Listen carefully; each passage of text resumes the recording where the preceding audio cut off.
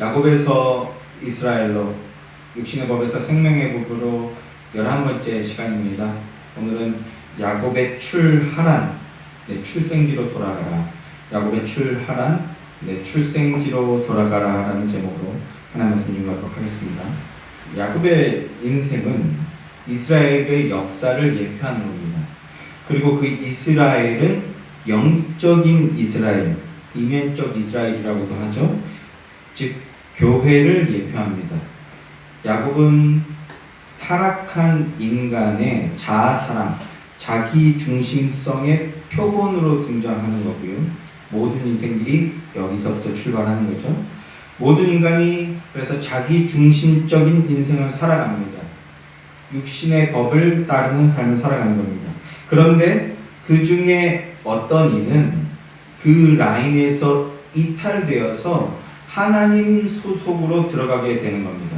생명의 성령의 법이 임하여서 그것을 삶의 원리로, 십자가를 삶의 원리로 따르는 존재가 되어지는 겁니다. 우리는 이걸 구원이라고 하는 겁니다. 하나님께서 그 구원을 이루시는데 그 구원의 방법이 예정을 통해서라는 겁니다. 하나님의 예정하심. 야곱은 그 하나님의 예정을 보여주는 표본으로서의 역할을 하고 있는 겁니다. 그런데 여전히 예정을 오해하는 이들이 있죠. 운명론이나 결정론 이런 식으로 오해하는 이들이 여전히 있는데, 예정이란 하나님께서 택한 당신의 백성들을 구원하기 위해서 몇 월 몇 시에 구원하겠다 이렇게 하는 게 아니라 그들을 구원하기 위해서 무엇을 예정해 놓으셨다고요? 예수 그리스도를 예정해 놓으셨다고. 예수 그리스도의 십자가를 예정해 놓으셨다는 겁니다. 예수 그리스도의 대속을 통해서 구원을 얻게 된다. 그래서 그를 믿는 자는 구원 영생을 얻게 된다. 이걸 예정해 놓으셨다라는 겁니다. 야곱은 그 예정을 통해서 구원받음의 표본으로서 지금 등장하고 있는 거라고요. 야곱은 하나님의 예정과 언약을 받은 자입니다. 그러나 야곱의 모습은 어떠합니까? 무한히 하나님께서 계속해서 나타나시고 예정하시고 나타나셔서 살펴주시고 도와주시고 인도해 주심에도 불구하고 무한히 자기만을 위한 인생을 살아가는 겁니다. 자기의 욕심, 자기의 욕구만을 채우기 위한 그런 인생으로 살아갑니다. 그런데 그 야곱의 인생 이면을 보면 그럼에도 불구하고 포기하지 않으시는 하나님, 끝까지 사랑하시는 하나님, 당신의 언약과 구원을 이루기 위해 끝까지 야곱을 돌보아 주시고 이끌어 주시는 하나님의 성실하심을 보게 된다는 겁니다. 반드시 구원하여서 내 백성으로 만들어내시겠다는 하나님의 성실하심. 그런데 이러한 하나님의 성실하심 속에서도 야곱은 끊임없이 자기 집 세우기에만 혈안이 되어 있다는 겁니다. 그것만이, 나의 집을 세우고 나의 욕구를 지키고 보호하는 길만이 나를 지키고 나를 행복하게 하는 방법이라고 생각하고 있기 때문이라는 거죠. 그게 육신의 법을 따르는 인생의 모습입니다. 그러나 야곱은 자기 집 세우기를 하는 사람이 아니라 하나님께서 집을 세우신다는 것을 보여주는 역할로 쓰임받게 되고 있는 겁니다. 이스라엘, 교회,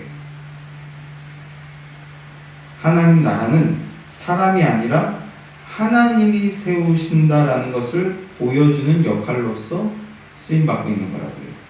오늘 설교 제목이 출하란입니다. 야곱이 하란을 드디어 탈출하게 된 내용입니다. 그 시작에 대한 부분을 오늘 나누는데요. 이 출하란 사건은 출애굽 사건의 예표입니다. 훗날에 야곱의 후손들이 애굽을 탈출하게 되죠. 그리고 그 출애굽 사건은 성도의 영적 출애굽을 예표하는 사건입니다. 사탄의 노예로 종살이하던 인생들이 자유자가 되는 것, 자유자가 되어서 하나님 집 짓기에 동참하는 인생이 되는 겁니다.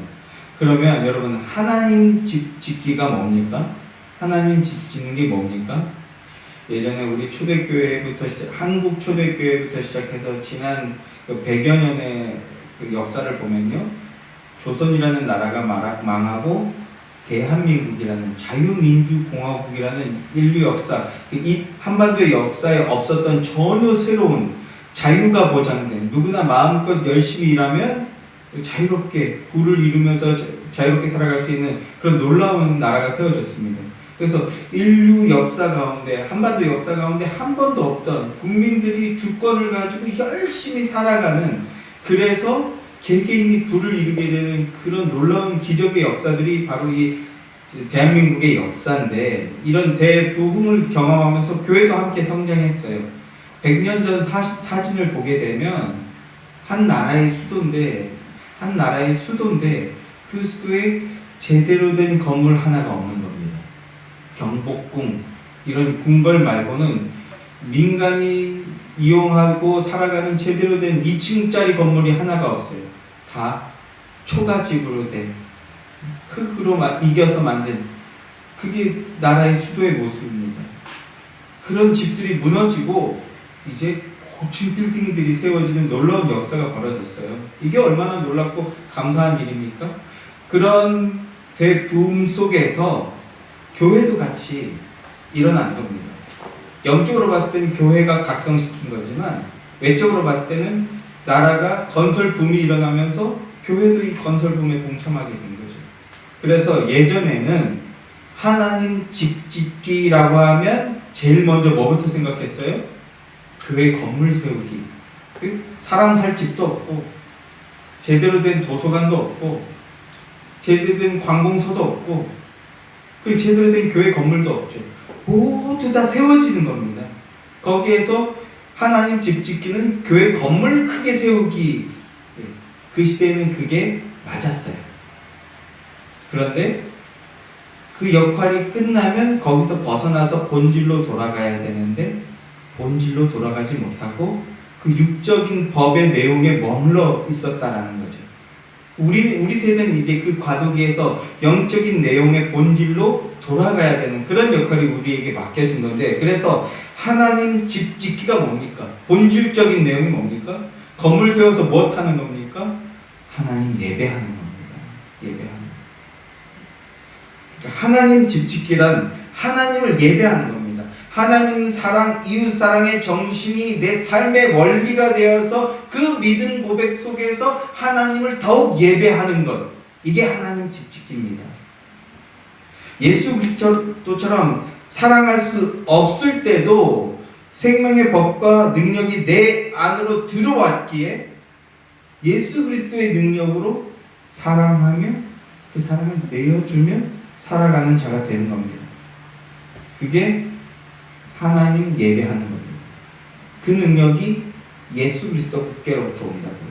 그래서 예수 그리스도를 믿는다 고백하는 자는, 이 믿음이 들어온 자는 그럴 능력이 없어 보임에도 불구하고 헌신하고 내어주고 품어주고 이렇게 세워주는 그 삶으로 가게 되는 겁니다.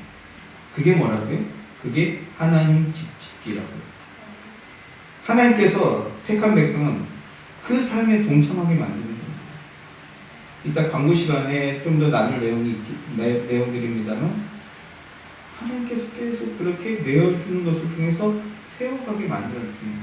그럼으로써 우리도 내어주게 되는 겁니다. 뭐부터 시작하는 겁니까? 마음입니다. 마음. 형제, 하나님 사랑의 마음이 내게 들어와서 무너져가는, 쓰러져가는 형제의 마음을 하나님처럼 바라보게 되는 겁니다. 그래서 그 마음을 예수의 능력으로 품어내게 되는 거예요. 이게 하나님 집 짓기입니다. 하나님께서 택한 백성을 그 길로 이끌어 가신다는 겁니다. 자, 그 목표를 향해서 야곱의 구원 스토리가 계속 진행되고 있는 겁니다. 야곱은 관심 없지만, 야곱은 그저 나의 집 짓기에만 관심이 있는데, 하나님은 그런 야곱에게 관심이 있는 겁니다. 그런 야곱에게 마음을 쏟아내시는 겁니다. 그래서 그 야곱이 예배하는 인생으로, 육신의 법을 따르던 인생에서 성령의 법이 임하여서 성령의 생명의 성령의 법을 따르는 인생으로 변화시키는 그 길로 지금 나아가고 있는데 이제 절정을 하게 가고 있습니다. 야곱의 구원 여정이 이제 막바지에 다다르고 있는데요. 오늘은 그 절정 바로 직전까지의 스토리들을 살펴보는 겁니다. 그 과정이 어떠했고 그 과정의 의미가 무엇이며 우리에게 어떤 유익을 주는지 함께 상고해 보겠습니다. 먼저 거부가 되었어요.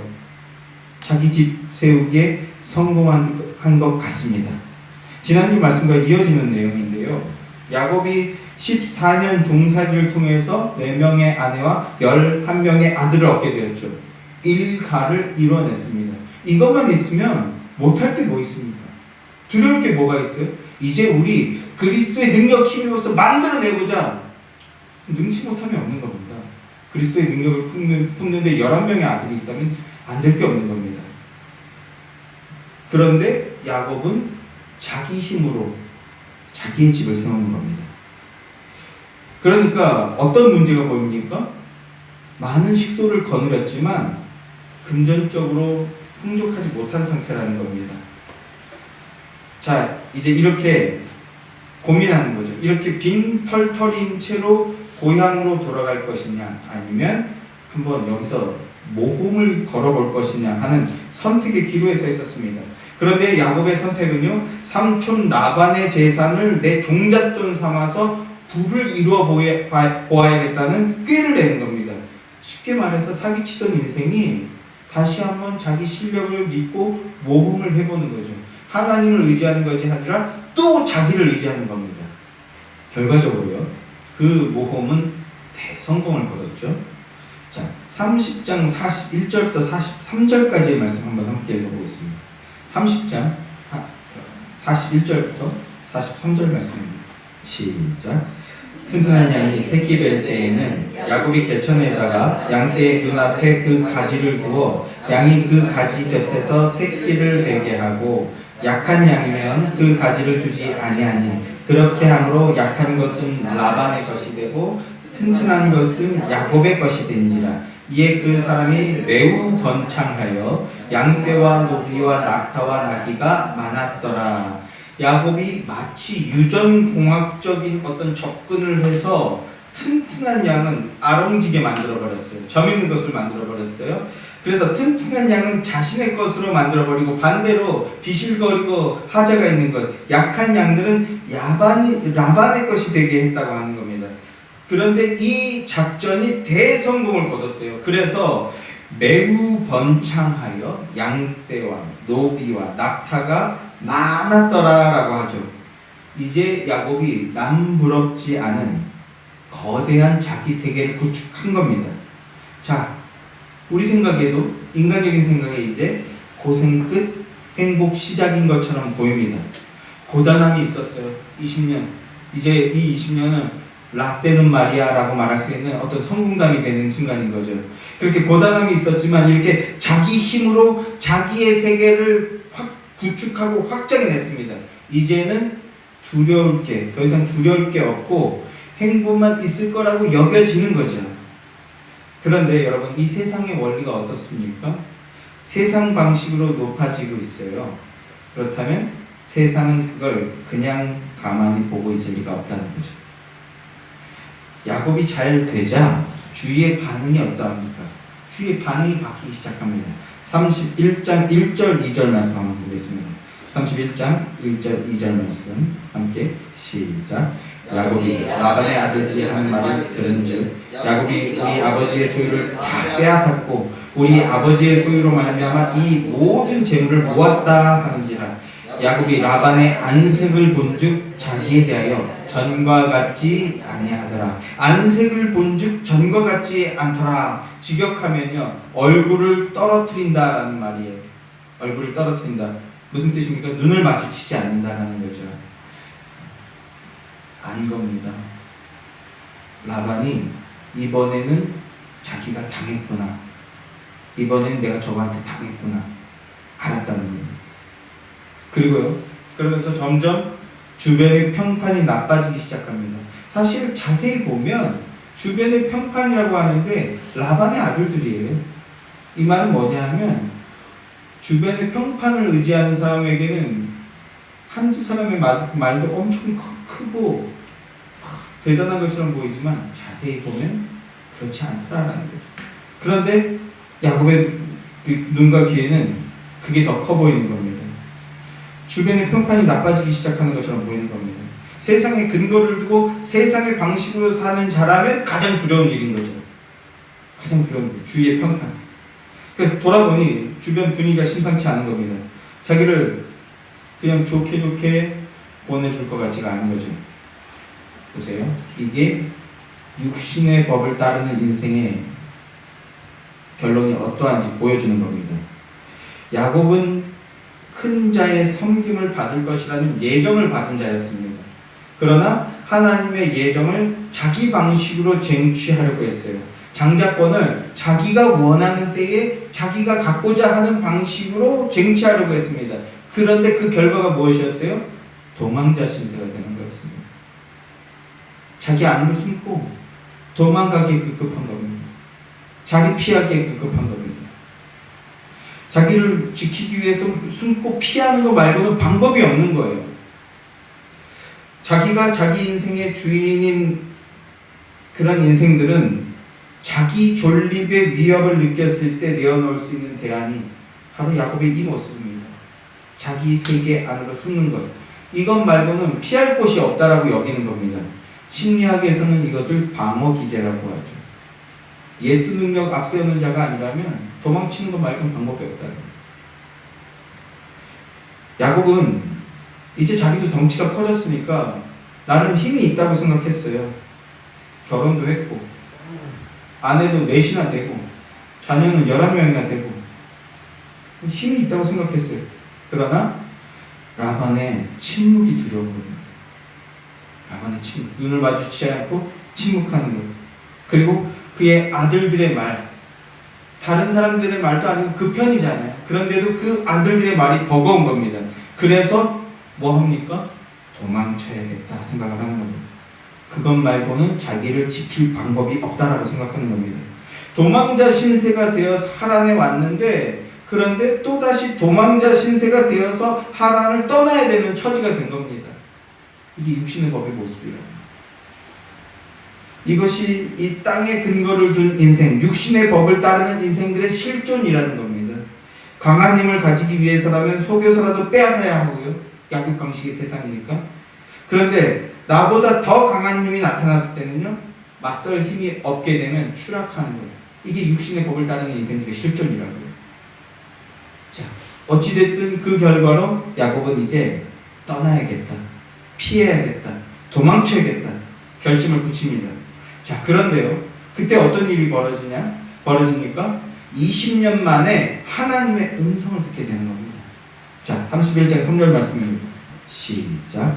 여호와께서 야곱에게 이르시되 내 조상의 땅 내 족속에로 돌아가라. 내가 너와 함께 있으리라 하신지라. 내가 너와 함께 있겠다. 내가 허락한 것을 다 이루겠지. 너를 떠나지 않겠다. 너를 이 땅으로 돌아오게 하겠다라는 그 하나님의 언약, 그 언약의 내용을 떠올리게 하는 말씀이죠. 하나님께서 야곱에게 나타나서 지금 그 언약을 상기시키는 말씀으로 음성을 주시고 계신 겁니다. 그러면서 하나님께서 뭐라고 말씀하셔요? 집으로 돌아가라. 귀향을 명령하십니다. 떠나야겠다, 피해야겠다는 결심을 굳히게 하는 거죠. 그래서 이 사실을 아내들에게 이야기합니다. 31장 5절부터 12절까지의 말씀이요. 좀 긴데 우리 집중해서 한번 내용을 정확히 이해하면서 한번 일목요연하게 읽어보겠습니다. 자, 5절부터 12절 말씀입니다. 함께 시작. 그들에게 이르되 내가 그들의 아버지의 안색을 본즉 내게 대하여 저중과 같이 아니하다. 그러할지라도 내 아버지의 하나님의 나와 함께 계시느니라. 그들도 알거니와 내가 힘을 다하여 그들의 아버지를 섬겼거늘 그들의 아버지가 나를 속여 품삯을 10번이나 변경하였느니라. 그러나 하나님이 그를 막으사 나를 해치지 못하게 하셨으며 그가 이르기를 점 있는 것이 내 싹이 되리라 하면 온 양떼가 나은 것이 점이 있는 것이요 또 얼룩무늬 있는 것이 내 싹이 되리라 하면 온 양떼가 나은 것이 얼룩무늬 있는 것이니 하나님이 이같이 그대들의 아버지의 가축을 빼앗아 내게 주셨느니라. 그 양떼가 새끼 뵐 때에 내가 꿈을 꾸고 들어보니 양떼를 탄 순양은 다 얼룩무늬 있는 것과 점 있는 것과 아롱진 것이었더라. 꿈에 하나님의 사자가 내게 말씀하시기를 야곱아 하기로 내가 대답하기를 여기 있나이다 하매 이르시되 내 눈을 들어보라. 양떼를 탄 순양은 다 얼룩무늬 있는 것과 점 있는 것과 아롱진 것이니라. 라반이 내게 행한 모든 것을 내가 보았느니라. 야곱이 하나님의 음성을 듣고 명령을 받은 것을 전하는데 그 얘기의 내용이 어떠합니까? 이루어진 모든 일들이 자기는 자기가 머리를 잘 써서 된 줄 알았어요. 그렇게 철석같이 믿고 있었습니다. 그런데 하나님의 음성을 주시고 하나님의 말씀을 들어보니 하나님이 해주신 것이라는 것을 알게 되었다는 거죠. 그 얘기를 지금 아내들에게 하고 있는 겁니다. 하나님이 그를 막아 나를 해치지 못하게 하셨다. 하나님이 라반의 가축을 다 빼앗아서 내게 주셨다. 하나님은 라반이 내게 행했던 그 모든 악행들을 다 보고 계셨다. 이렇게 이야기하고 있는 겁니다. 진실하고 정직한 고백이죠. 하나님이 나와 함께 해 주셨다라는 겁니다. 내 아이디어, 나의 수완으로 그렇게 내가 성공을 거뒀다 생각했는데 그런데 하나님이 보여준 꿈을 보니 얼룩진 놈이 양을 타고 있더라. 아, 하나님이 해주셨구나. 지금 야곱은 내가 잘나서 된 게 아니라 이 모든 게 하나님이 해주셨기에 가능한 거였다라고 믿음의 증언을 하고 있는 겁니다. 여러분, 이게 성도의 실존입니다. 하나님이 해주신다. 야곱은 어리석은 꾀를 부렸어요. 그러면서 자기가 무슨 대단한 능력을 발휘한 줄 알았어요. 그러나 실상은 그 뒤에 하나님이 계셨다는 겁니다. 하나님은 약속을 성취해 주시기 위해 많은 소유를 얻도록 허락하셨던 겁니다. 그런데 야곱이 매우 번창하여 많은 재물을 가져보니 어떻더라는 겁니까? 그게 자기 힘이 되어지지 못하더라는 거죠. 자기 세계를 구축했는데 이게 나의 안전을 지켜주지 못하더라. 오히려 그게 나의 위협이 되더라는 거죠. 많은 재물을 가져봤는데 생명을 주지 못하더라는 겁니다. 이걸 지금 깨닫고 있는 겁니다. 그런데 야곱은 어떠합니까? 전적인 하나님 의존의 믿음을 보여주고 있지는 않아요. 참으로 기가 막히지 않습니까? 이 정도 했으면 엎드릴 만도 한데 아직은 아닙니다. 여러분, 우리가 생각해 볼 건 이겁니다. 세상은, 인생은 우리를 속인다는 겁니다. 우리를 속여요. 세상을 보면 뭔가를 쫓아가고 저 길에 동참하면 되겠구나. 그래서 쫓아가 보고 그 머리에 꾀를 써보니 저것보다 조금 앞서가면 잘 되겠구나. 그래서 앞장서면 뭐가 잘 될 것 같습니다. 그리고 잘 되는 것 같습니다. 그래서 그 앞에 앞장서 보면 어떻다는 거예요? 아무것도 없더라는 거죠. 아무것도 없더라는 거죠. 벌거벗은 나를 보며 세상 것들로 채워내면 남부럽지 않게 살아갈 수 있을 것 같았는데 그래서 온 힘을 다해서 힘써 채워보니 어떻더라는 겁니까? 채워지지 않더라는 거죠. 공허하다라는 거죠. 오히려 더욱 공허만 커져갈 뿐이더라는 거죠. 성공한 사람들의 공통적인 얘기 아닙니까? 오히려 채우면 채울수록 비어있는 존재라는 것을 깨닫게 될 뿐이라는 거죠. 그래서 유명인들은 뭐 합니까? 우리가 이제 한국 연예계가 시장이 전 세계로 커졌잖아요. 옛날에 100억 벌었다면 지금 1000억, 조 단위로 커졌어요. 그럼 브랭크 행복 시작일 것 같은데 그들이 뭐 합니까? 마약에 손대고 환락과 쾌락에 빠져도 채워지지 않더라는 거죠. 세상은 이렇게 인생을 속입니다. 세상은 이렇게 인생을 속입니다. 그러나 우리 하나님은 우리를 속이지 않으신다. 나와 함께 하시며 약속하신 바를 반드시 이루어 주신다는 겁니다. 야곱을 통해서 그 모습을 보여주고 계십니다. 인간의 허물과 텅 빈 내면을 무엇으로 채울 수 있습니까? 세상 사람들은 재물과 환락, 쾌락으로 채우려 했지만 오히려 나락하잖아요. 인간의 그 허물과 텅 빈 내면은 그리스도의 보혈로만 덮을 수 있다는 겁니다.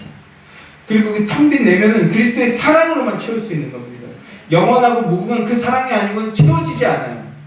성도 여러분, 주를 의지하지 않고 스스로를 의지하는 모든 마음을 주님 앞에 회개하시기 바랍니다.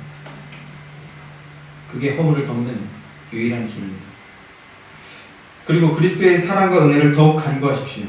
그 길만이 인간의 텅 빈 내면을 채워서 단단하게 만들어주는 유일한 길입니다. 여기에 소망을 두시기 바랍니다.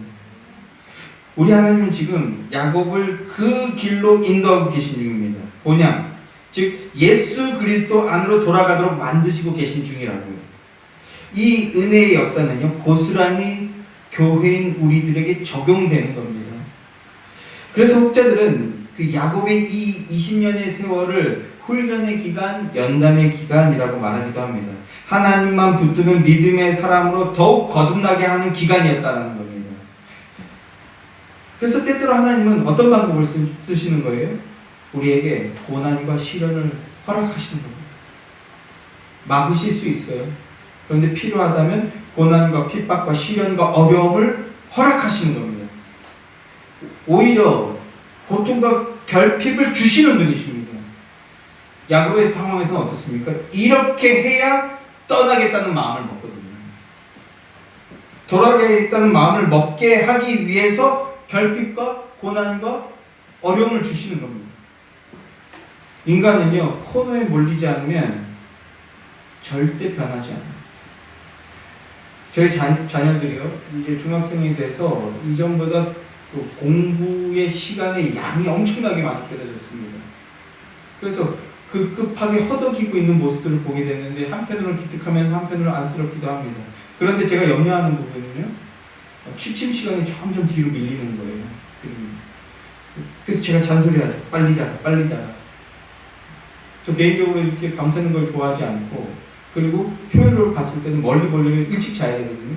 그런데 양이 많아요. 해야 될 양이 많아서 어떻게 그걸 다 하다 보면 결국 12시가 넘어가게 되더라고요. 그러나 호락호락 어쩔 수 없지라고 말할 수는 없죠. 긴장감을 유지하기 위해서. 그런데 이번 주에 간만에 일찍 끝났어요. 다 끝났어요. 그래서 제가 얘기했습니다. 지금 충분히 자주지 않으면 너희들 계속 잠을 제대로 못 잤지 않냐. 지금 오늘 빨리 해서 조금이라도 일찍 자두지 않으면 또 잠잘 시간이 부족할 수 있다. 그러니까 빨리 자라. 이 말이 통했어요. 지들도 이제 안 거야. 조금 경험한 거죠. 아, 저 말이 맞다 라는 걸 체험을 통해서 이해하게 된 거예요. 그래서 일찍 잤어요. 좀 평소보다 한 3-40분 일찍 잤어요. 그럼 이제 일찍 일어나서 해야 되는데 아침에 더 늦게 잤으니까 하여튼, 자, 인간은 코너에 몰려서 경험하지 않으면 이 말을 이해하지 못하는 거예요. 그래서 울며 겨자 먹기로 그 결핍의 상황에 놔둬야 될 때가 있는 겁니다. 자식을 키워봐도 이런 경험들이 있는 거잖아요. 그러니까 야곱의 상황이 만약에 나쁘지 않았다면, 평판이 나빠지지 않았다면, 라반이 그 눈으로 막 째려보지 않았다면, 야곱은 하나님의 음성을 듣지도 못했겠지만 음성을 듣고도 움직이려 하지 않았을 겁니다. 그게 인간의 본성입니다. 절대 본성입니다. 시련과 고난이 오히려 하나님만 바라보고 하나님만 붙들게 하는 동력이 되는 겁니다. 믿음 있는 자는 이 길로 가게 되는 거죠. 그러면 모든 시련이 그렇게 되냐? 그건 아닙니다. 꼭 여기에 관심이 있어요. 믿음이 있는 자는 오히려 하나님의 돌보심 가운데 있기에 시련과 환란이 왔을 때 오히려 기회가 되어진다라는 겁니다. 하나님은 지금 야곱을 하나님 예배하는 인생으로 이끌고 가고 계십니다. 이 일을 위해 하나님 아버지께서 가슴이 아프지만 그 가슴 아픈 시련도 마다하지 않으시는 겁니다. 야곱이 이제 떠나려 하는 것은요, 자기는 도망치는 방식을 선택하지만, 숨는 방식을 선택하지만, 그러나 그 배경에 뭐가 있다고요? 하나님의 일하심이 있다라는 겁니다. 그걸 보는 그 영의 눈을 가진 그 길로 만들어가고 계신 거죠. 그래서 이제 하나를 떠나라 명령하십니다. 출하라는 명령하셨어요. 자, 13절 말씀입니다. 시작. 나는 베델의 하나님이라. 내가 거기서 기둥에 기름을 붓고 거기서 내가 서원하였으니 지금 일어나 이곳을 떠나서 내 출생지로 돌아가라 하셨느니라. 내 출생지로 돌아가라. 하나님께서 당신을 베델의 하나님이라고 하시면서 나타나셨습니다. 베델이 어떤 곳입니까? 야곱에게 사닥다리 환상을 보여주시고 언약을 맺어주셨던 곳이죠. 사닥다리 환상은 이제 뭔지 아시죠? 중보자, 메시아, 예수 그리스도를 보내주신다는 약속이었습니다. 메시아가 오셔서 사닥다리, 중보자가 되어주셔서 야곱, 즉 죄인을 하나님께로 인도해 주신다는 겁니다. 그 중보자를 통해서 하나님이 만나주신다라는 것이죠. 그 야곱의 언약의 하나님으로 나타나 주셨다는 거예요. 그러니까 야곱에게 출생지로 돌아가라는 것은요, 단순히 아버지 이삭이 있는 곳 혹은 어머니 리브가가 낳아줬던 그곳이 그런 지역적이고 장소적인 그런 개념이 아니라 하나님 아버지가 계시는 곳, 영적 출생지를 뜻하는 겁니다. 하나님께 언약을 받은 것, 하나님이 아버지가 되어주셔서 하나님 아버지가 계신 곳, 그곳으로 돌아가 하나님을 예배하라고 하는 것이죠. 그러면 성도 여러분, 여러분의 영적 출생지는 어디입니까? 우리의 영적 출생지는 어딘가요? 베델 언약의 실체이자 사닥다리 환상의 실체이신 예수 그리스도를 내 구주로 모신 곳, 그곳이 어디입니까? 내 마음입니다. 내 마음 자리. 여기가 우리의 영적 출생지입니다. 예수 그리스도가 주인이 되어주시는 것, 그것으로 돌아가는 겁니다. 거기서 예수 그리스도의 길을 따르게 되는 겁니다. 내가 주인이던 그 나의 마음이, 그 마음이 바뀌는 거예요. 그래서 주님을 내 마음에 모시게 되는 거예요. 이게 얼마나 놀라운 기적입니까? 이거는 인간의 능으로는 불가능한 일입니다. 하나님께서 인생 최대의 기적, 베풀어 주시는 인생 최대의 기적인 겁니다. 내 마음속 주인의 자리를 우리 예수 그리스도께 내어드립니다. 이 기적을 누리는 여러분들 되시길 주님이 축원합니다. 이 시간 또다시 누리기 바래요. 그래서 그리스도께서 저주와 죽음을 상징하는 바다를 밟고 걸어오신 것처럼 죄악으로 검게 물든 내 마음, 나의 이기심과 나의 욕심과 나의 의와 나의 감정과 나의 형편, 이것만 챙기던 그 더러운 그 바다와 같던 그 내 마음을 밟아버리시는 거예요. 십자가로. 그래서 어떻게 변화됩니까? 계시록을 보면 그 마음이 수정같이 투명한 유리바다로 변해버린다는 겁니다. 오직 예수 그리스도만 드러나게 되는 거죠. 그래서 성도는 그 마음을, 그리스도께서 주인 되신 그 마음을 세상에 빼앗기면 안 되는 겁니다. 악한 마귀는 무시로 우리 마음 속에 온갖 풍랑이 일도록 만들어냅니다. 성도는 그럴 때 요동치지 않는 겁니다. 오히려 반석이신 그리스도 위에 두 발을 딛는 겁니다. 요동치지 않고 그리스도께로 나아가는 거예요.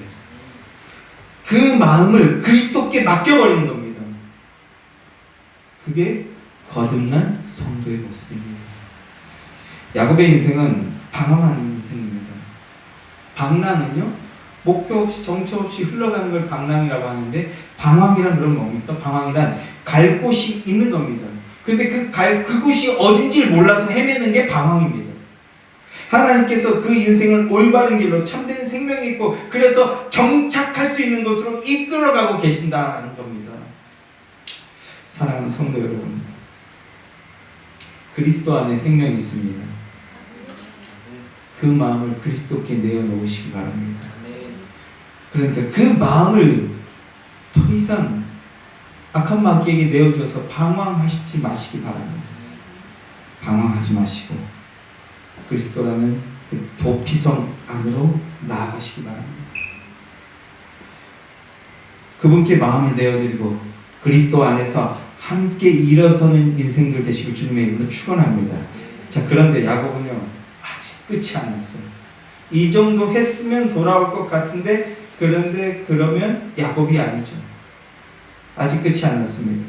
하나님께서 나타나셔서 음성을 들려주시고 출하라는 명령하셨어요. 이제 언약으로 돌아오고 하나님을 의지하면 산다라는 걸 이렇게까지 이야기해 주셨는데 그런데 아직도 자기를 버리지 못했어요. 자, 31장 17절부터 20절까지 말씀 함께 보겠습니다. 시작.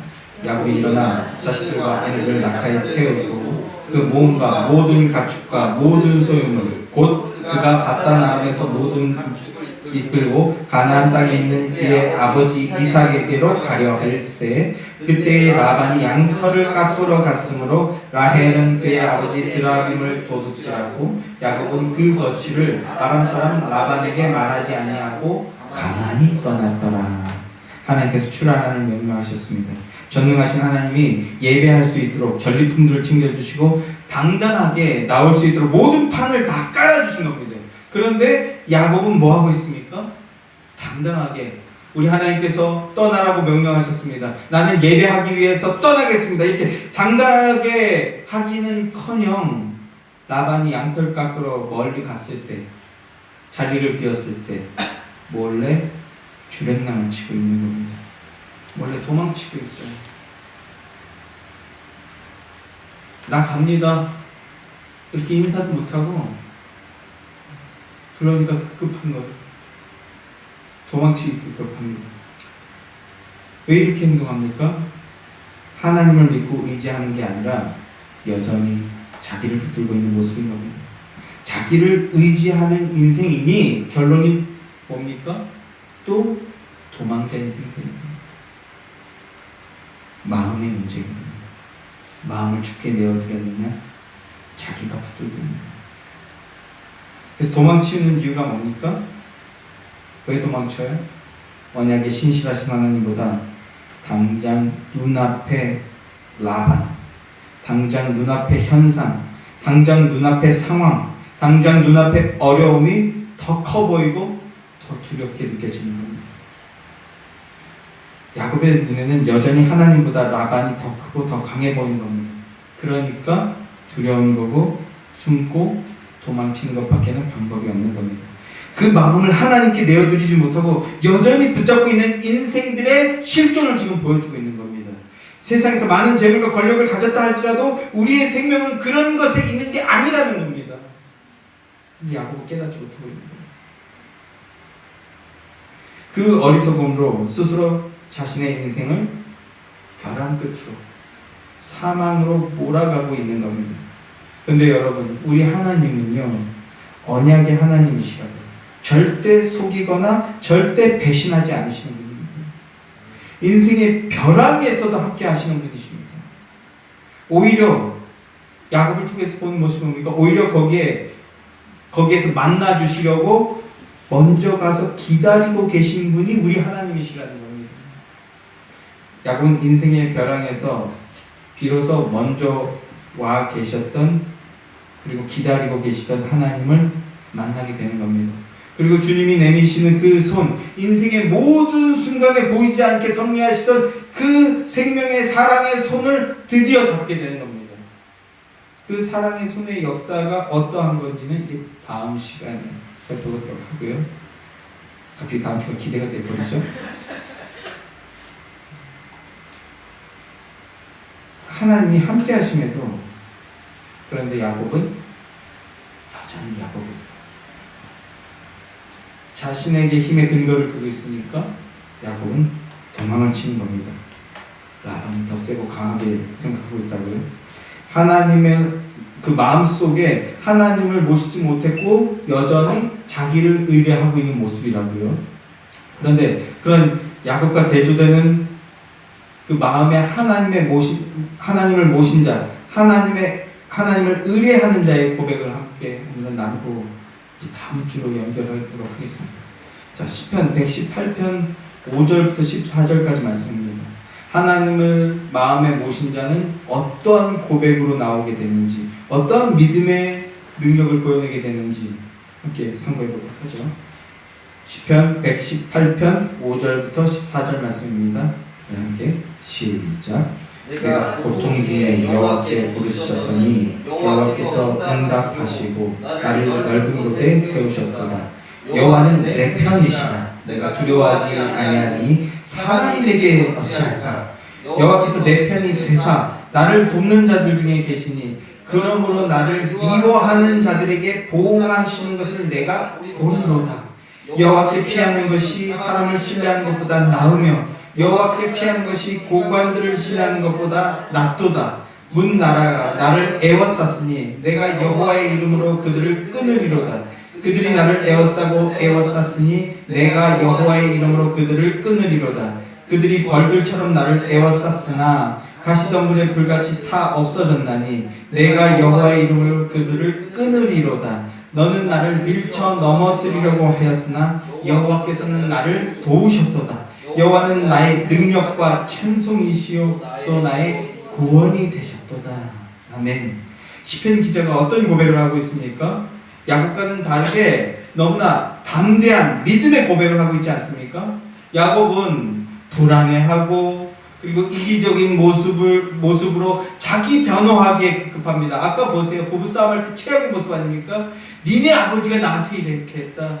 니네 엄마가 나한테 이렇게 했다. 그럼 뭐 니네? 뭐 이러면서 서로 싸우잖아요. 왜 그래요? 자기만 사랑하는 겁니다. 자기만 소중하게 여기고 자기 변호하기에 급급한 그런 모습. 그리고 결국은 또 몰래 도망가는 모습. 하나님이 함께 하시지 않는 모습이죠. 하나님이 함께 있지 않은 자의 모습인 겁니다. 그런데 시편 기자는 어떤 모습을 보이고 있습니까? 지금 대적들에게 침을 당하고 있는 것 같아요. 그런데 담대하게 고백하고 있죠. 그럼 어떻게 이렇게 담대할 수 있습니까? 그 담대함의 근거가 5절에 있습니다. 5절 말씀 보십시오. 내가 고통 중에도 여호와께 부르짖었도다. 여호와께 부르짖었도다. 이번에는 마음이 너무 어렵고 몸이 너무 힘들고 너무 괴롭고 너무 두렵고 그러니까 잠깐 쉬어야겠다. 기도하길 잠깐 쉬어야겠다. 다른 방법을 찾아봐야겠다. 이게 아니라 잠깐 쉬는 게 아니고 다른 방법을 찾는 게 아니고 오히려 하나님 앞으로 더욱 나가더라는 거죠. 하나님 앞으로 더욱 나가고 하나님께 부르짖는다라는 겁니다. 기도하는 거죠. 기도하지 않고 어려움을 극복할 방법이 없다라는 걸 그는 알고 있는 겁니다. 그런데 그에 반해 야곱은 어땠습니까? 야곱이 20년 동안 기도한 모습이 단 한 번도 드러나지 않았어요. 단 한 번도 기도하지 않았어요. 그러니까 하나님의 음성이 만약에 있었더라도 들을 수가 없는 거죠. 야곱의 인생을 보면 고난 가운데 있으면서도 단 한 번도 간구하지 않았습니다. 그러니 믿음의 능력이나 믿음의 용기, 진실함과 정직함과 인애가 나올 수 없는 거죠. 근데 시편 기자가 하나님께 부르짖었더니 기도했더니 하나님께 응답을 받는 겁니다. 그럼 어떤 응답입니까? 평안함을 얻었다는 평안. 그 평안함이 어떻게 표현되고 있냐 하면요. 5절에서 보면 나를 넓은 곳에 세우셨도다 라고 하죠. 시편과 잠언, 이 성문서에서 이 좁은 곳은요 대적자의 위험이 도사리고 있는 곳을 의미합니다. 그런데 그에 반해 넓은 곳은요 시온의 대로에 세웠다라고 하잖아요. 넓은 곳에 세웠다는 것은요 안전과 평화가 임했다라는 겁니다. 안전과 평화가 임한 상태를 의미하는 겁니다. 그러니까 환난 속에서도 하나님 앞으로 나아가고 하나님께 부르짖었더니 나에게 평안과 안식이 주어졌다라는 겁니다. 우리가 기도할 때 마찬가지입니다. 기도했더니 예수 이름의 능력을 의지했더니 우리 마음에 변하는 겁니다. 상황과 환경은 그대로인데 우리 마음에 평안이 찾아오더라는 겁니다. 평안이 임하니까 오히려 소망을 갖게 되는 거죠. 요동치지 않고 흔들리지 않고 굳건한 반석 위에 서니까 오히려 담대하게 어려움에 맞서고 오히려 뚫고 나갈 힘이 생기더라는 거죠. 이게 그리스도인의 능력입니다. 그리스도 안에서 그리스도의 생명을 의지하고 그리스도의 소망을 바라보니까 흔들리지 않고 오히려 담대하게 되는 거예요. 이게 믿음의 용기, 믿음의 승리죠. 그러니 주 안에 있는 자는 어떤 고백을 하고 있어요? 여호와는 내 편이시다. 저 그 말을 너무 좋아합니다. 그리고 자주 인용하는데 그 연돈 돈가스 지금 뭐 국내 1인자로 취급하잖아요. 그 사람이 그 시장에서 코너에 막 내몰리고 그런데 가진 것은 아무것도 없고 그래서 전전긍긍하고 있을 때 그 백종원이 뭐라고 합니까? 나 백종원이야. 내가 책임질게. 나만 믿어요. 얼마나 든든하겠습니까? 얼마나. 그리고 그 어려움을 딛고 지금 국내 1인자, 돈가스계의 1인자가 되지 않았습니까? 저 이거 너무 좋아하는데 그런데 하나님께서 내가 네 하나님이야. 이렇게 얘기하고 계신 거라고요. 그 하나님 편의 선자는 지금 어떻게 표현하고 있는 겁니까? 여호와가 내 편이시다.